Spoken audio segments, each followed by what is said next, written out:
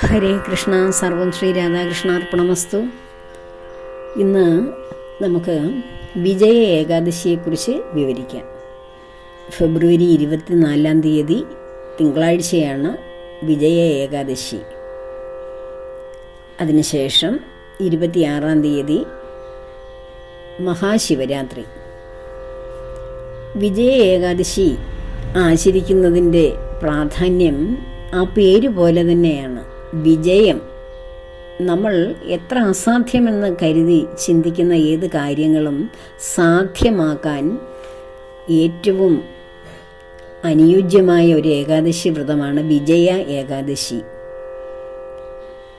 ഈ ഏകാദശി എടുക്കുമ്പോൾ നമ്മുടെ ജീവിതത്തിൽ നമ്മൾ എത്ര അസാധ്യമാണല്ലേ, നമുക്കത് ഒരിക്കലും സാധിക്കുകയില്ല എന്ന് നമുക്ക് തോന്നുന്ന ധാരാളം, അങ്ങനെ ചിന്തിച്ച് നമ്മൾ മാറ്റി വെച്ചിരിക്കുന്ന നമ്മുടെ ജീവിതത്തിലെ ഏറ്റവും ആവശ്യമുള്ള കാര്യങ്ങളും അല്ലെങ്കിൽ ഏറ്റവും പ്രധാനപ്പെട്ട കാര്യങ്ങളും നമ്മളുടെ ഒരുപാട് ആയിട്ട് നമ്മുടെ ജീവിതത്തെ മാറ്റിമറിക്കാവുന്ന ചില കാര്യങ്ങളുണ്ട്. നമുക്ക് ജീവിതത്തിന് നമുക്ക് ഏറ്റവും ഇഷ്ടമുള്ള കാര്യങ്ങൾ, പക്ഷെ അത് പ്രാപിക്കാൻ, അവിടെ എത്താൻ, അത് നമുക്ക് സ്വന്തമാക്കാൻ കഴിയാത്ത ധാരാളം കാര്യങ്ങളുണ്ടാകും.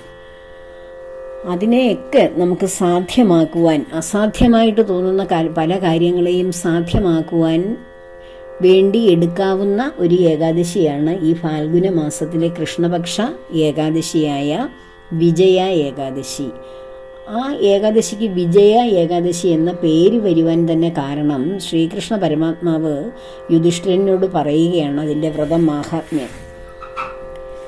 ശ്രീരാമചന്ദ്ര പ്രഭുവും സീതാദേവിയും ലക്ഷ്മണകുമാരനും ഒക്കെ പഞ്ചവടിയിൽ വനവാസത്തിൽ ആയിരിക്കുന്ന അവസരത്തിൽ സീതാദേവിയെ അപഹരിച്ചുകൊണ്ട് രാവണൻ, ലങ്കാധിപനായ ത്രിലോകങ്ങളെയും വിറപ്പിക്കുന്ന, ഭീഷണിപ്പെടുത്തുന്ന, ഭയപ്പെടുത്തുന്ന രാവണൻ കൊണ്ടുപോകുന്നു. അപ്പോൾ ആ രാവണനെ അന്വേഷിച്ച് ബാലി സുഗ്രീവനുമായിട്ട്, ഭഗവാൻ ബാലിയെ നിഗ്രഹിച്ചിട്ട് സുഗ്രീവനുമായിട്ട് അതിന് ഒരു എഗ്രിമെൻ്റ് ഉണ്ടാക്കുന്നു. അങ്ങനെ നമുക്കറിയാവുന്ന കാര്യമാണ്. രാമായണ കഥകളിലൂടെ സഞ്ചാരം നമുക്ക് നടത്തുമ്പോൾ നമുക്കറിയാവുന്ന കാര്യങ്ങളൊക്കെയാണ്. എന്നാൽ ഈ ലങ്ക 100 യോജന കടൽ കടന്ന് ലങ്കയിലേക്ക്, സുവർണ ലങ്കയിലേക്ക് എത്തണം സീതാദേവിയെ തിരികെ വീണ്ടെടുക്കുവാൻ. അതും ഈ ത്രിലോകങ്ങൾക്കും വിനാശകരമായിട്ടുള്ള ധാരാളം കർമ്മങ്ങൾ ചെയ്യുന്ന ആസുരികമായിട്ടുള്ള ശക്തിയുടെ ഏറ്റവും ഉറവിടമായിട്ടുള്ള, ഏറ്റവും നായകനായിട്ടുള്ള ആ രാവണനെ നിഗ്രഹിച്ചതിന് ശേഷം വേണം ശ്രീരാമചന്ദ്രന് തൻ്റെ ഈ ദൗത്യം പൂർത്തീകരിക്കുവാൻ. ഏതെല്ലാം മായാപ്രയോഗങ്ങളിലൂടെയും വ്യത്യസ്തമായിട്ടുള്ള മന്ത്രസിദ്ധികളിലൂടെയും വരപ്രസാദങ്ങളിലൂടെയും അജയ്യനായി നിലനിൽക്കുന്ന രാവണനെ തോൽപ്പിക്കുക എന്നുള്ളത് നിസ്സാര കാര്യമല്ല. മാത്രമല്ല, ഈ 100 യോജന കടലിൽ എങ്ങനെ അതിൽ കടൽ ഭിത്തി അല്ലെങ്കിൽ കടൽപ്പാലം നിർമ്മിച്ച് വേണം ഇത്രയും സൈന്യവ്യൂഹങ്ങൾക്കും ആ ലങ്കയിലേക്ക് എത്തുവാൻ? ഇതെങ്ങനെ സാധിക്കും? ഇത് രാവണനുമായുള്ള യുദ്ധവും പിന്നീട് അവിടെ എത്തിച്ചേരുവാനുള്ള വിഷമവും, ഇത് വളരെ അസാധ്യമാണ് എന്ന് ചിന്തിച്ച് രാമനും ലക്ഷ്മണകുമാരനും ഒക്കെ വിശ്രമിക്കുമ്പോൾ ലക്ഷ്മണൻ ആണ് ശ്രീരാമചന്ദ്രനോട് പറയുന്നത്, ഇവിടെ അടുത്തൊരു മഹർഷിയുടെ ആശ്രമമുണ്ടെന്ന്. രാമേശ്വരത്താണ് രാമൻ രാമസേതു നിർമ്മിച്ച ആ ഭാഗത്ത് ആണ് ആ ആശ്രമം. അവിടെ ചെന്ന് ആ മുനിയോട് നമുക്ക് നമ്മുടെ വിഷമം പറയാം എന്ന് രണ്ടുപേരും തീരുമാനിച്ചുകൊണ്ട് അവിടേക്ക് പോകുമ്പോൾ ആ മുനിയാണ് ആ വിഷമം, തങ്ങളുടെ പ്രശ്നം എന്താണെന്ന് ആ മഹർഷിയുടെ മുന്നിൽ അവതരിപ്പിക്കുമ്പോൾ അദ്ദേഹമാണ് ഈ അടുത്തു വരുന്ന ഫാൽഗുന മാസത്തിലെ കൃഷ്ണപക്ഷത്തിൽ വരുന്ന ഏകാദശി എടുക്കൂ, എല്ലാവരും വാനര സംഘങ്ങളും രാമലക്ഷ്മണന്മാരും എല്ലാവരും ചേർന്ന് ഭഗവൽ പ്രീതികരമായിട്ട് ഉറക്കം ഒഴിഞ്ഞിരുന്ന് ഭഗവാന്റെ മന്ത്രങ്ങൾ, നാമങ്ങൾ ജപിച്ച് ആ ഏകാദശി വ്രതം ധന്യമാക്കൂ. ഭഗവത് സ്മരണയിൽ ഒരു വലിയ കാര്യം സാധിക്കുവാൻ വേണ്ടിയിട്ട് അതേ കാര്യം മനസ്സിൽ സങ്കല്പിച്ചുകൊണ്ട് ഭഗവാന്റെ മുന്നിൽ ആ വിഷയം സമർപ്പിച്ചുകൊണ്ട് വ്രതം ആചരിച്ചാൽ ആ കാര്യം വളരെ സാധ്യമാകുമെന്ന് ആ മഹർഷി ഉപദേശിച്ചു കൊടുക്കുന്നു. അങ്ങനെ ശ്രീരാമചന്ദ്രനും ലക്ഷ്മണകുമാരനും ജാമ്പവാദികളും എല്ലാ വാനര സംഘങ്ങളും ചേർന്ന് ഉഗ്രമായ ആ തപസ് അനുഷ്ഠിക്കുകയാണ് ഒരു ദിവസം. ആ തപസ്സെന്ന് പറയുന്നത് വ്രതം, ആ ഏകാദശി വ്രതം അനുഷ്ഠിക്കുന്നു. അങ്ങനെ അതിലൂടെയാണ് ആ ചിറകെട്ടാനുള്ള മാർഗങ്ങളും രാവണനെ നിഗ്രഹിക്കുവാനുള്ള പദ്ധതികളും എല്ലാം സാധ്യമായത്. അപ്പോൾ അസാധ്യമെന്ന് തോന്നുന്ന കാര്യങ്ങൾ ക്ഷിപ്രസാധ്യമാക്കി മാറ്റുവാൻ ഈ ഏകാദശിക്ക് സാധ്യമാണ്. അതുകൊണ്ടാണ് അതിനെ വിജയ ഏകാദശി എന്ന് പിൽക്കാലത്ത് അതിന് നാമധേയം ഉണ്ടായത് തന്നെ. വിജയം കൈവരിച്ച ശ്രീരാമചന്ദ്രൻ വിജയം വരിച്ച ഏകാദശിയാണത്. മറ്റ് ഓരോ ഏകാദശിയുടെയും വ്രതമാഹാത്മ്യ കഥ നമ്മൾ വിവരിക്കുമ്പോൾ അത് ഈ അവതാര പുരുഷന്മാരൊന്നും ചെയ്തത് അല്ല. മറ്റു പലർക്കും, കാട്ടാളനോ അല്ലെ ഒരു രാജാവിനോ അല്ലെങ്കിൽ ഏതെങ്കിലും യക്ഷ കിന്നരാദികൾക്കോ അല്ലെ മറ്റാർക്കെങ്കിലുമൊക്കെ സ്വാഭാവികമായിട്ടും ആ ഏകാദശിയിലൂടെ ഒരു മഹത്വം, ഒരു വിജയം അല്ലെങ്കിൽ കാര്യസാധ്യങ്ങൾ നടന്നതുകൊണ്ട് ആ ഏകാദശിക്ക് അങ്ങനെയുള്ള പേരുകൾ ഉണ്ടായി എന്നുള്ളതാണ്. എന്നാൽ ഇത് അവതാര പുരുഷനായ ശ്രീരാമചന്ദ്രപ്രഭുവിന് ആ ഭഗവാന്റെ പൂർണ്ണമായ അനുഗ്രഹം ലഭിക്കുന്ന ഒരു വ്രതമാഹാത്മ്യമാണ് ഈ വിജയ ഏകാദശിയിലൂടെ നമുക്ക് അനാവരണം ചെയ്യാൻ സാധിക്കുന്നത്. അപ്പോൾ ശ്രീരാമചന്ദ്രൻ അസാധ്യമായത് വല്ലതുമുണ്ടോ? അത് അവതാര പുരുഷനല്ലേ, ഭഗവാന്റെ അവതാരം തന്നെയല്ലേ, ആ ബ്രഹ്മചൈതന്യമല്ലേ ശ്രീരാമചന്ദ്രനായി അവതരിച്ചത് എന്ന് നമുക്ക് സംശയം വരാം. എന്നാൽ ഒരു സാധാരണ മനുഷ്യനായി ഒരു മനുഷ്യൻ്റെ ഭൗതികത്തിൽ ജീവിക്കുന്ന ഒരു മനുഷ്യൻ്റെ എല്ലാത്തരമായിട്ടുള്ള വികാര വിചാരങ്ങളോടും കൂടിയ ഒരു ആത്മനിയന്ത്രണവും ഉന്നതമായ ആത്മീയമായ ഉയർന്ന നിലവാരത്തിലുള്ള ചിന്തകളുമായി ജീവിക്കുന്ന സാധാരണക്കാരെ പോലെയുള്ള ഒരു മനുഷ്യൻ തന്നെയായിരുന്നു ശ്രീരാമചന്ദ്രൻ.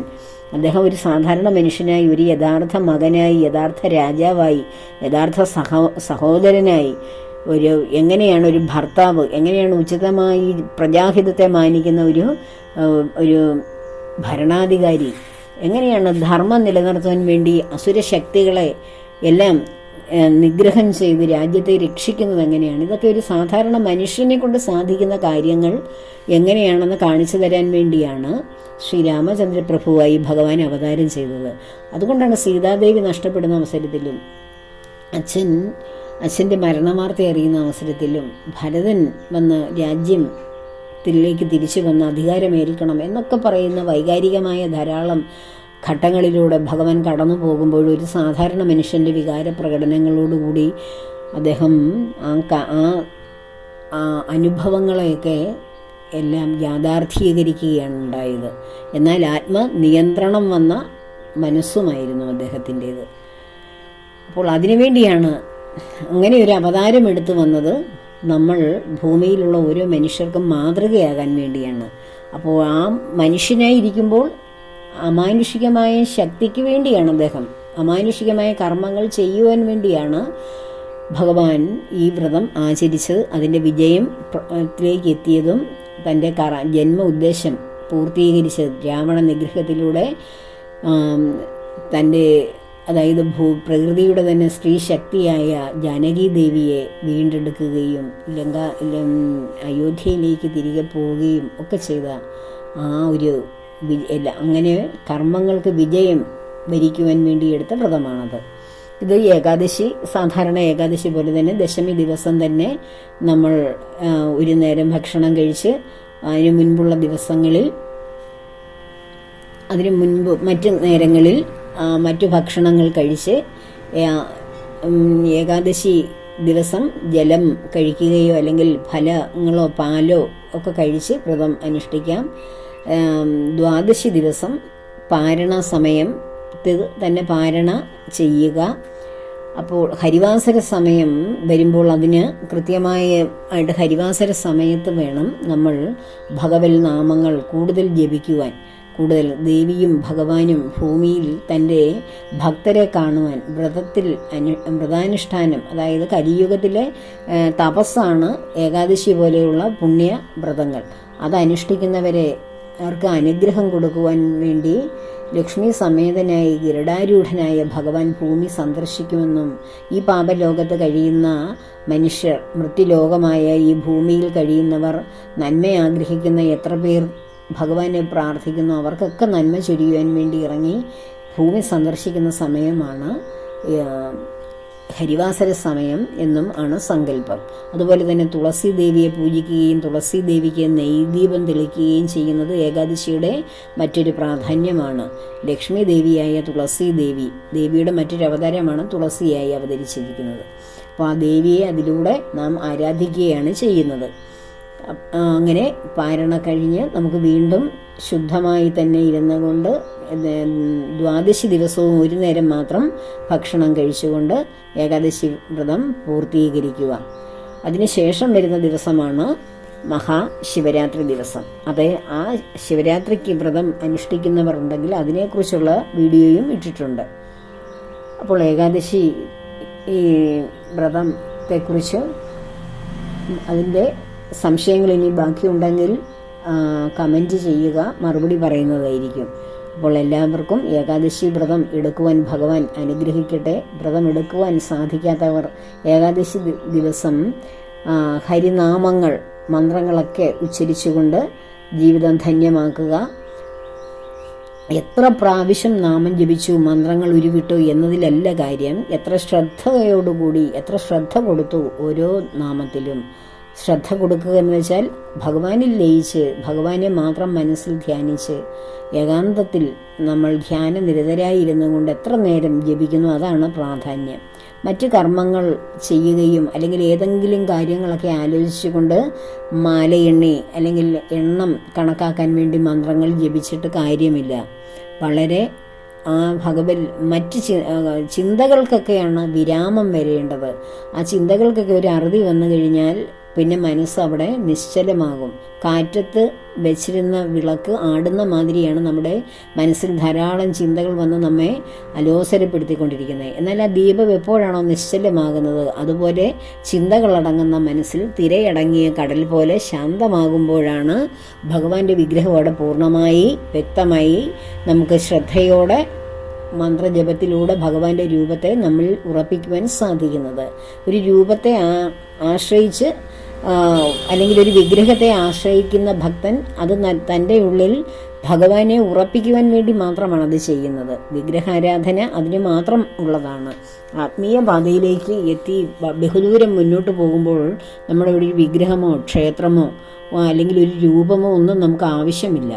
നമ്മുടെ ഉള്ളിൽ തന്നെ ഇരിക്കുന്ന പ്രാണവായുവിനെ ചലിപ്പിക്കുന്ന, ഈ ശരീരത്തെ നിലനിർത്തുന്ന, നമ്മുടെ കർമ്മങ്ങളെ നമ്മെ കൊണ്ട് ചെയ്യിപ്പിക്കുന്ന ആജ്ഞാചക്രത്തിലിരിക്കുന്ന ആ ശക്തി വിശേഷമാണ് നമ്മളിരിക്കുന്ന ബോധസ്വരൂപനായ ഭഗവാൻ എന്ന് നാം തിരിച്ചറിയുന്ന ആ ഒരു അവസരത്തിൽ പിന്നീട് ഈ പറയുന്ന പൂജാതി കാര്യങ്ങളുടെയോ വഴിപാടുകളുടെയോ ക്ഷേത്ര ദർശനത്തിൻ്റെയോ ഒന്നും ആവശ്യം വരുന്നില്ല. അപ്പോൾ അതിലേക്കുള്ള ഒരു പ്രയാണമാകണം നമ്മുടെ ആത്മീയ യാത്ര.